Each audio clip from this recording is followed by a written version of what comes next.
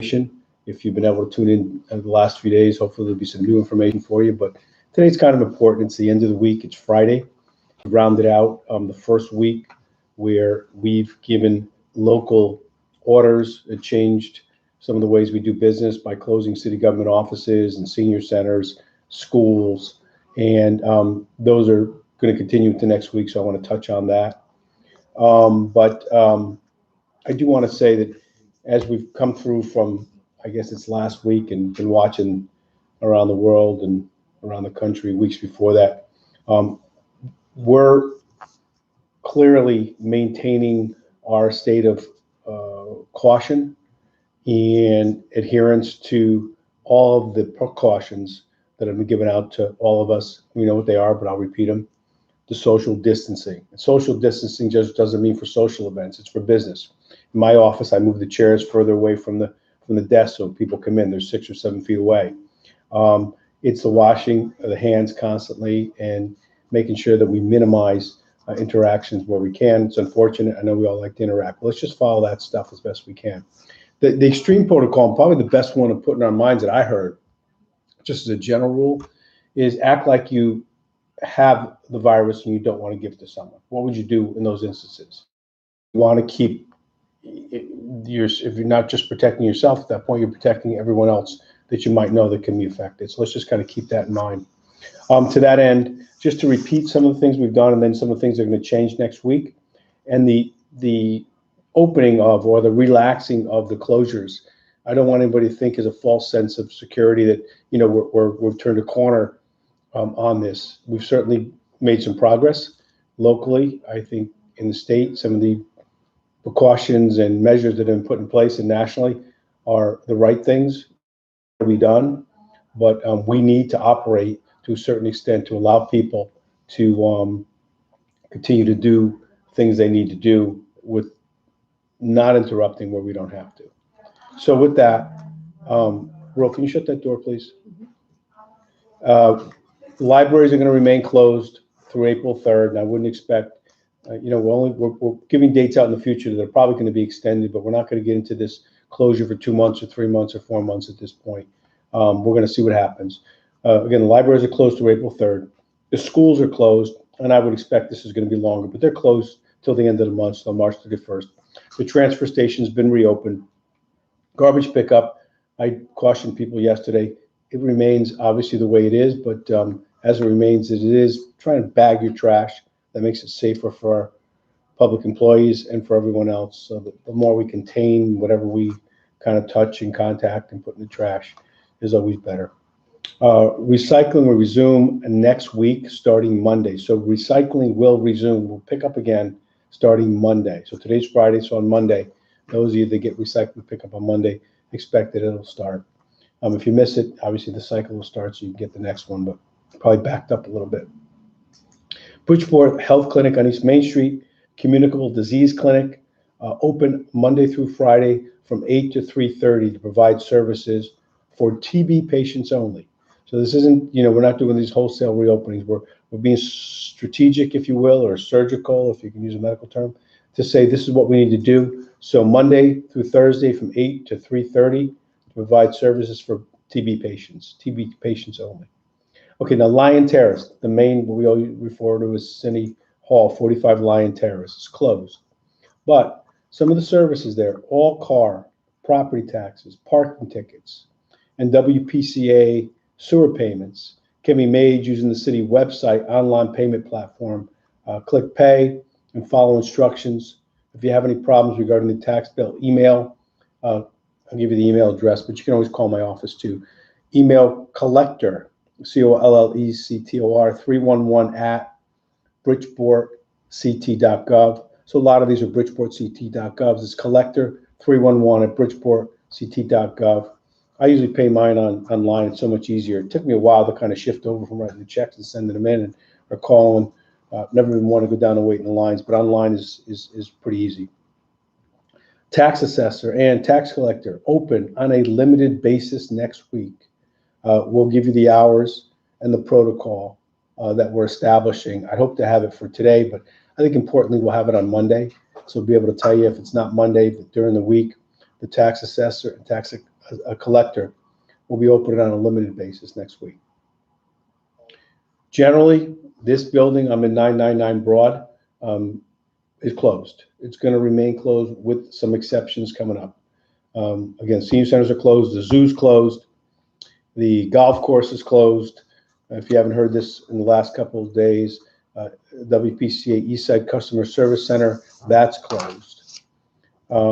Hearings are postponed for tax assessments, but we are working on a protocol to figure out, and we're pretty close right now to setting up for the council meeting on Monday, which is a public meeting, as much as it can be a public meeting under these circumstances.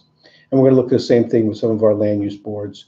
You know, we're into a week. As we get into the second week, and if it goes further, which I expect that it will, at some point we've got to have our land use boards and some of the other boards have the ability under the law to properly meet with proper notice.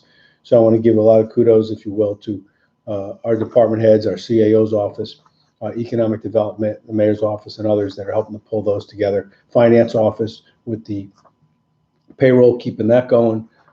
Some of the other offices that are under finance, and certainly tax, assessor, and collectors.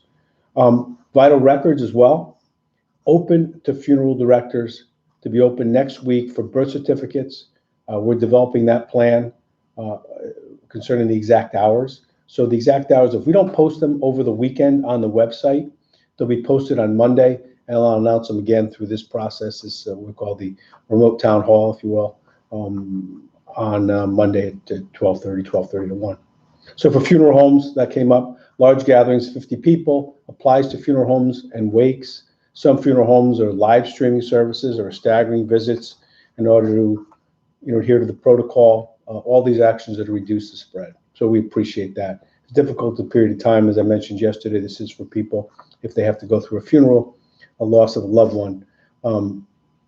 I know funeral homes are doing all they can. Churches are as well.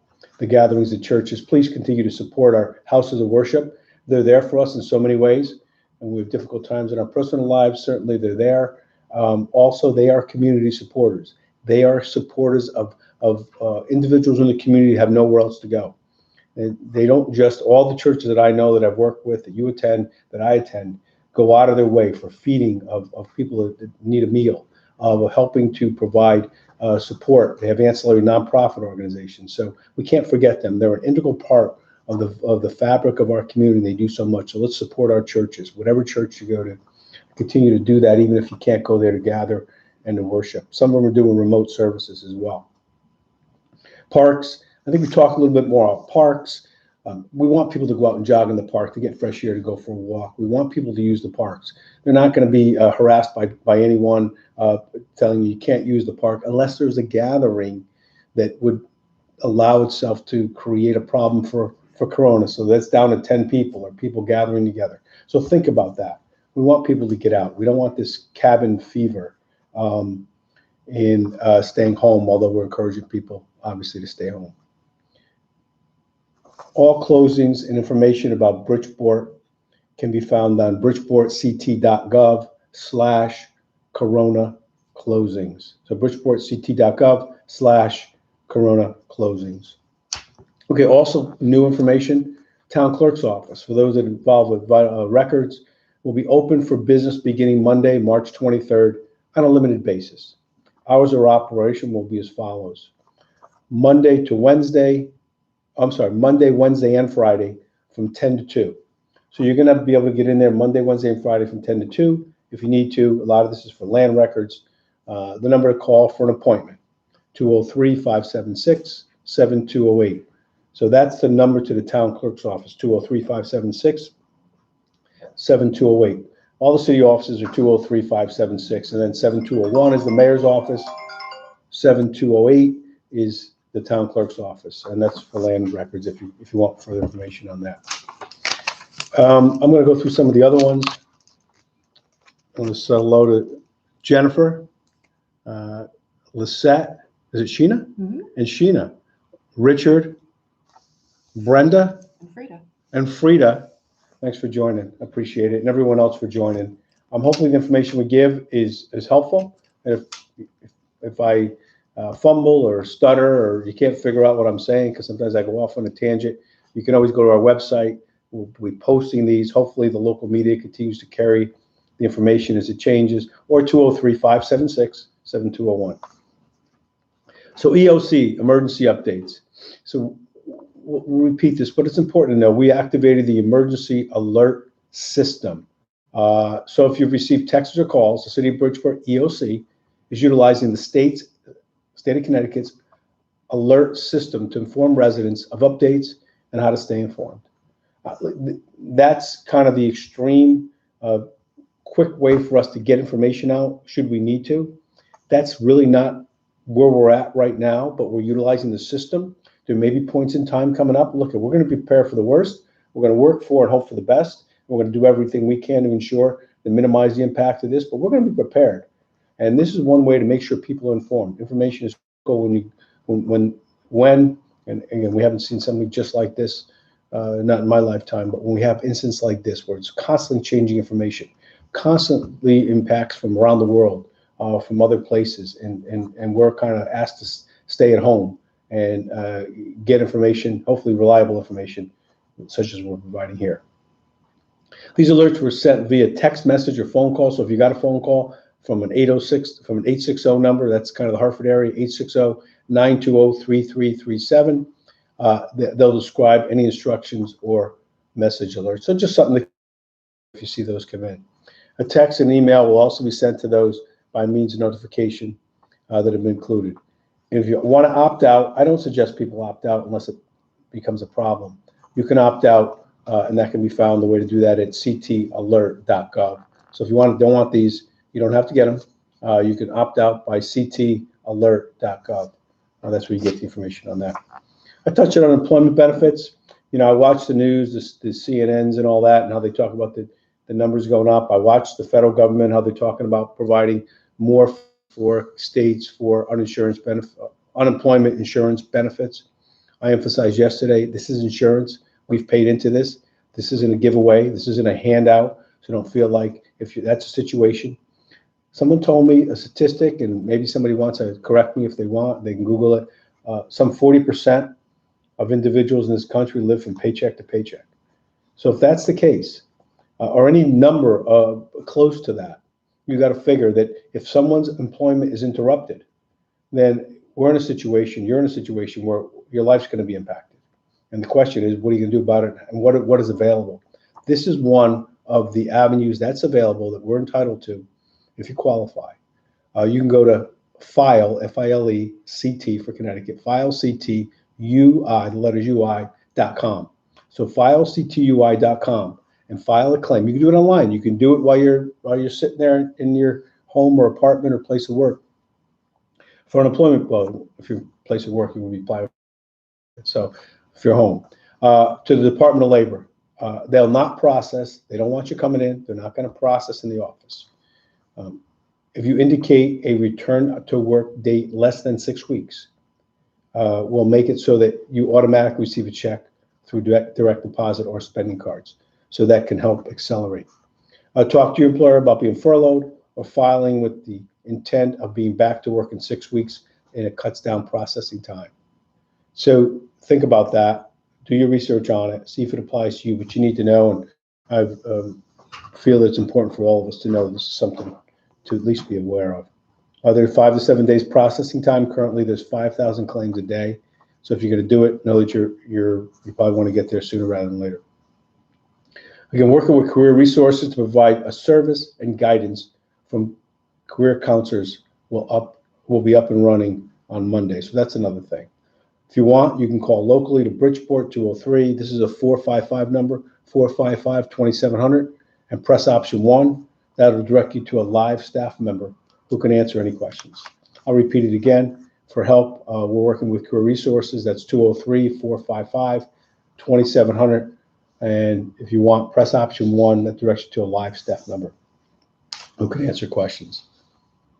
I'm just going to touch upon, you've heard these, but just to reiterate them, because things change. You hear a lot of things on the news. These are the executive orders, and the mandates, or orders, mandates, same thing, from the state of Connecticut.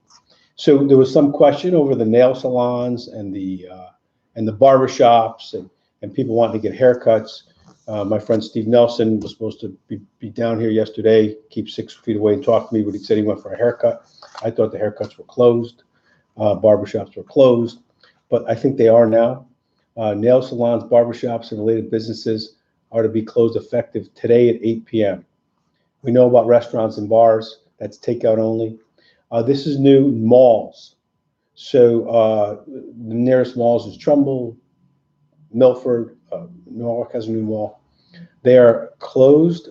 Those with external entrances and exits may remain open. So if you go into the big malls, you're probably going to see them marked as closed. If they're smaller malls, kind of strip malls like we have some in Bridgeport, if they're single exits or entrances, they call it external entrances or ways in and ways out, those will remain open. Family and children amusement attractions are closed. So figure out bowling alleys, the zoo, as I mentioned, the arcades, effective 8 p.m. Through April 30th. Again, these are by the state of Connecticut, by the governor. These are precautionary measures. They don't just apply to Bridgeport, they apply all across Connecticut. We know about the waiver of the 180 days for schools. That is as long as the school district, which we're doing, and the regional boards of education provide for continuation of education. So what they said is, look, we understand this is a mandate, this 180 days. We understand this is unusual times, difficult times, and we're asking all school districts, like the city of Bridgeport, the largest school district in the state, to figure out, with state support, how to do remote learning at home. It's a difficult process, I'm sure, but we're doing it. And I want to compliment, again, all those from the superintendent through staff and teachers, parents, and students. Got to be hard sometimes to sit at home and kind of stay focused, maybe harder than being in the classroom. So we appreciate you staying focused because we want you to graduate onto the next class and continue to move through, get the best education that you can, even in this difficult time. So that's one of the things. Gyms, restaurants, bars are closed. They offer curbside delivery. That's kind of a way to eat out if you want. No gatherings of 50 or more persons, and we've reduced it, at least verbally, to 10 or more. So is that an order on 10 or more in Bridgeport? Not really. But if we see you at 10 or more, especially in a park or in a place where we're kind of asking people, it's not going to be good for us if we don't adhere to these. So people have gone, some of the other cities have gone as we are and saying, no, we want to reduce it to 10 or more. Mentioned classes are canceling, increasing social distancing so we can flatten the curve and less cases over a longer period of time. Speaking of cases in Bridgeport, the update, so we're watching these numbers on TV go up around the world and around the country. We are, I don't know if we're doing a good job. I believe we are. I believe the people of Bridgeport and the healthcare facilities, all the emergency services, all the businesses that I've talked to are doing far better, and I want to compliment them, than with all this stress going on of uncertainty. What's going on? Let's listen to what the president says. Let's listen to what the governor says. And then you hear the governor of New York, and then you hear. I want to tell you, I think we're doing a tremendous job, but we're nowhere near the finish line. We don't know where the finish line is. That's the difficulty on this. So we've got to take the conservative approach. At least that's what we're going to ask people to do. We can't tell them to do it, not at this point. Nobody wants to get into these forcing people to do more than we can do voluntarily, because I think people in America and people in Bridgeport are doing a phenomenal job. We have 6 confirmed cases here in Bridgeport. Of those, 3 are hospitalized. 4 others are being monitored due to the possible exposure. So that's kind of where we are on numbers. Our hospitals, I said, are doing a great job. The testing sites are open. We know their testing numbers are up. I don't know what you consider good or bad. I hear people commenting on a lot of tests, not enough tests. They saw 208 patients over the last 3 days. They stepped up their game or their process. They see patients about every 5 minutes. So if you're in a situation where you need or you believe that you have the symptoms, and just like all of us, you don't want to spread them, and you want to know if you got it, primary care physician is the first place. I said this yesterday, I'll say it again. And hopefully everybody repeats it and understands it. They don't run to the hospital. They're not inundated now, but God forbid, there could be a point where they are inundated, and then you get into serious health issues. And then they'll refer, if appropriate, to a hospital or authorized testing. Again, there are the facilities such as Southwest in the city of Bridgeport and others, Optimus, that will that are available if you don't have a primary care.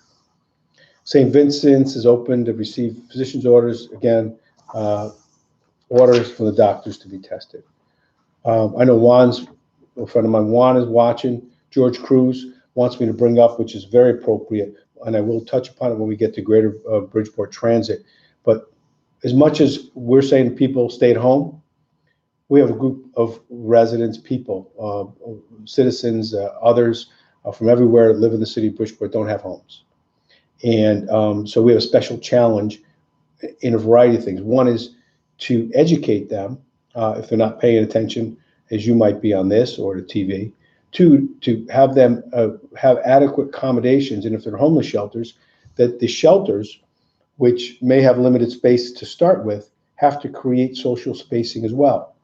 So those are issues that some leadership from our members of the City Council, Councilman Cruz especially, in conjunction with the CAO's office, with Assistant Deputy CAO Heron Gaston and others, are pulling together. And if you have input or ways that you can support, or you're in the realm of understanding the challenges of homelessness in the city of Bridgeport, especially as it may have increased through this process, this coronavirus kind of spreading, we want your input. You can call me or you can call Councilman Cruz, but you can call the mayor's office, 203-576-7201. We would appreciate that. This is not just a problem here. Every week, or actually every couple days, the mayors from Connecticut cities, many of us, kind of say an ad hoc group, speak on the phone about the common challenges with anticipated increases in strain on our healthcare facilities and hospitals, what we're doing about homeless, and a variety of other things. What are we doing about renters that may run into financial problems? And so a lot of the mayors have good ideas and best practices, and we exchange them locally. But this homeless is a big issue in a number of our cities, and we don't want it to become an even bigger one in the city of Bridgeport through this period of time. I'm looking at my left, see if you have any questions, but I have more. Yeah, we have a ton. So electrical permits. Electrical permits. Did I touch on permits? We're going to be opening.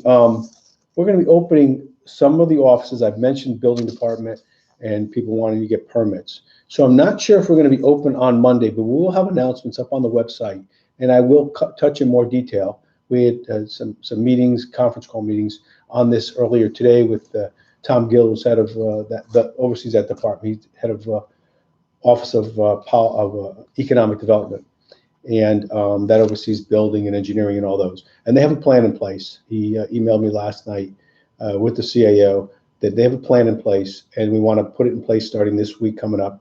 Some of the offices as early as Monday. I don't know that we'll be able to announce the building department procedures open on Monday, but we will announce implementing them on Monday for the rest of the week. So let me read what he said. So continuing contact with project developers, people that are doing things in the city need help. He's doing that. If you're one of those, or you have a business or something that needs help, he's available. And again, my office is the backstop, especially in these times. So you can call here, 203-576-7201, and we'll process or move that call and get some information. They are processing invoice and payments requests daily. I know we got a call on one of those today. People that are doing business with the city, we're trying to make sure that we keep pace, but we're asking people to have patience with us as much as we're having patience with everyone else as we go through this. We're on a skeleton crew, and we're minimizing or eliminating the human interaction. So, and with that, it's probably not as fast as it would normally be. And some would say we don't move fast enough even on our best days in some of our departments. So, so we'll do the best we can.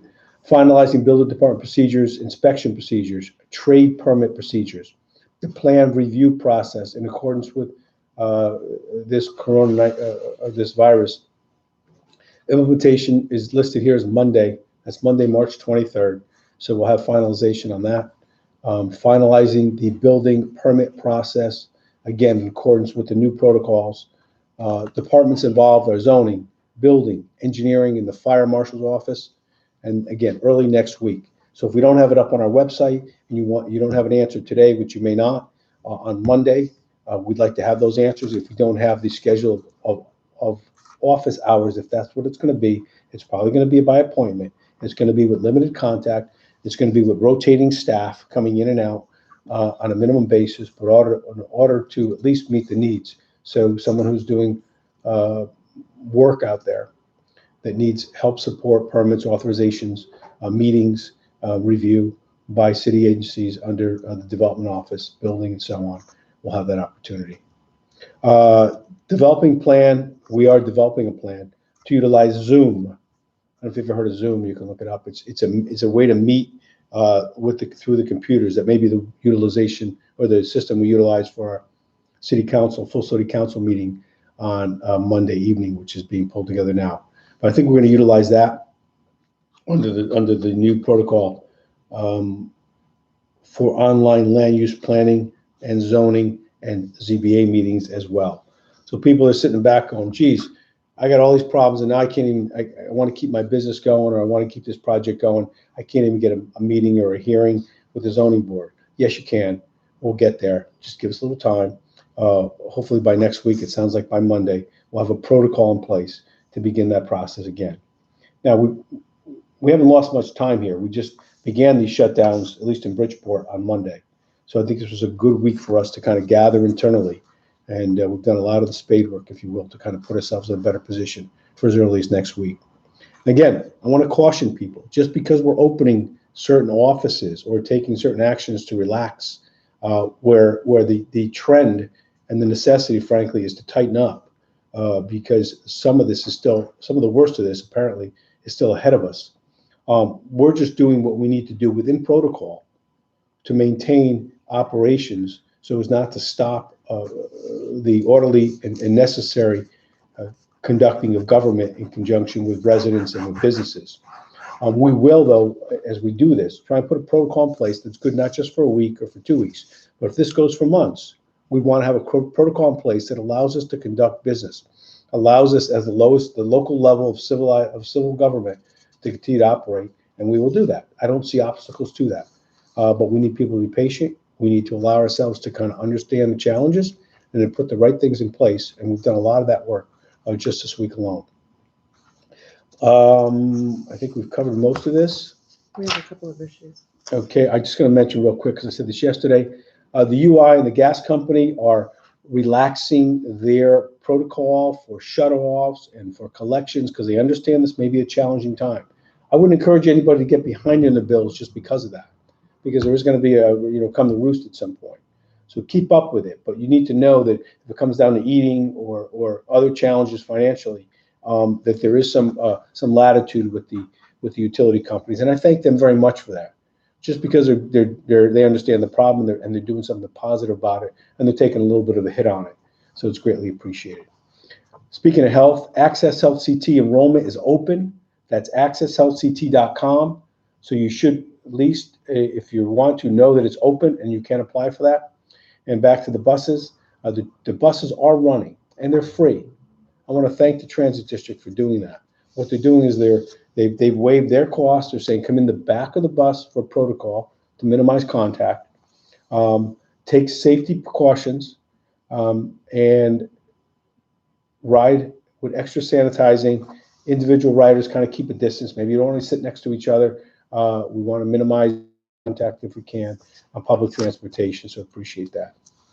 Just reiterate, and we'll move on to some questions, but seniors, you have the Stop and Shop. I heard people are loving it from 6 a.m. to 7:30. Seniors, senior shopping time. So designated shopping hours from 6 a.m. to 7:30 in the morning. You get the whole store to yourself, keeping social distance in mind. Also, seniors, don't forget, we worked hard to put a tax relief program in for seniors in the city of Bridgeport. The city council and me and the city council, we worked hard to put in place with a substantial amount of money aside to support senior tax relief. And those senior tax relief applications with backup information attached may be sent by regular mail. So that time period is going. You can send that in now. If there comes a deadline that gets impacted during this period, we'll look to extend it. But get that stuff in. Get that stuff in. That senior tax relief is a big deal. Helps save a lot of money. And money is always tight, but it's probably going to be even tighter as we go through these next few weeks and months. You send those to the tax assessor's office, 45 Lyon Terrace, Bridgeport, Connecticut, 06604. That's 45 Lyon Terrace, Bridgeport, 06604. Or via email, tax assessor, just one word, tax assessor, TXASSESSOR helpdesk at bridgeportct.gov. Again, tax assessor helpdesk at bridgeportct.gov. I could give you updates on the police and fire. I will only tell you this. Internally, they're doing everything above and beyond that you could even ask or expect of them. I thank the residents for being there, being as helpful and supportive as you always are. They have their daily assessments on needs and for distribution of equipment. You can just imagine all the protocol procedures and safety measures they need to take. They're doing that. They're faced with not voluntary exposure possibilities every day. So they have to follow protocols. They are asking members of the community to limit unneeded visits to headquarters. It just makes it easier. And adhere to Governor Lamont's executive order with regards to all the protocols that are put in place. You know, some of those protocols which are not in place in Connecticut that are being discussed around the country are New York's talking about shelter in place, which basically the mayor wants to tell people to stay home, which in a stronger way than just words. The mayor of Los Angeles, and another mayor that I work closely with, has called it safe at home. And he's basically saying, look, I'm not sure, a lot of us don't like this shelter in place terminology. We're talking about you're safest at home. And if you can remain at home, except for those times when you have to go out and you do it, then we should do that. So safe at home is a phrase I like. No disrespect to New York or their phraseology, but I like the LA safe at home better. The fire department, again, has the same challenge to a certain extent that the police department has. They are and have relaxed the smoke alarm installation program, taking it off the daily schedule. But right now, we're focusing on cleaning the firehouses has increased to multiple times a day. Daily communication between all the officers and stations are taking place to keep members up to date on a state, local, and national. So as much as I talk to other mayors locally, as much as we have communications on a state level and even nationally, I'll have a conference call with mayors from across the country later today about protocol. So do our first responders to make sure that we're following and are up to date on the best practices everywhere so that we can do the best job. That's what we want to do. We want to do the best job we can. We want to keep people as safe as we can. So I want to thank them. Thank all of you, all of our first responders, our Department of Public Health employees, our Department of Public Works, our police, our fire, our first responders, our 911, our community groups, our health organizations that are stepping up. Mary Lee says hello, one of our councilwomen. They, all the council people have committed not only the amount of time they've done in the past, but we've been in constant communications over ensuring, in their terms, we want to do our job. They want to have their council meeting, even if they have to do it remotely. And so you got to applaud them. They're not just, this is not a vacation time for them, although they're adhering to the stay at home and all the protocols as well. And hopefully they're not coming in the building.